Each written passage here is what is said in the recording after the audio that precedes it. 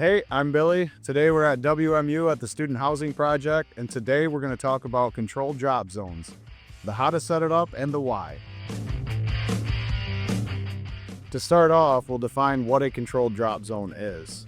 A controlled drop zone is an area below overhead work that is restricted to authorized personnel only to prevent material and tools from being dropped on others. This zone protects workers and pedestrians from the overhead dangers in our area.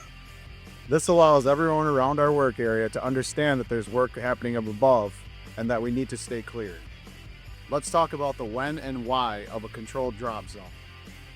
We've all dropped something while working from an elevated position. Now imagine that object hitting somebody from 7 stories up. It could be catastrophic. Dropped objects can happen for a number of reasons, but the main two are weather conditions and careless acts.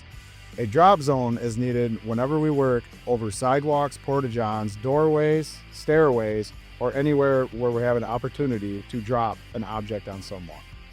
Basically, if there's a chance to drop something on anybody, we need to have a controlled drop zone.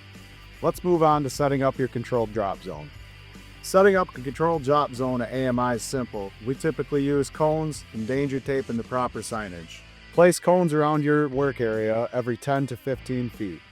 Attach the danger tape to the top of the cones.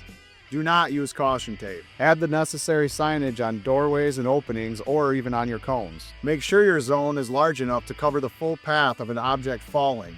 A well set up controlled drop zone will protect your crew and everyone site-wide. Finally, we have communicating your drop zone. Talk with your fellow employees about the importance of the why we need a controlled drop zone and why it's important to maintain it. Also, communicate with your GCs and CMs. They also need to be aware of the dangers of overhead work so they can communicate it to the other trades on the job site as well.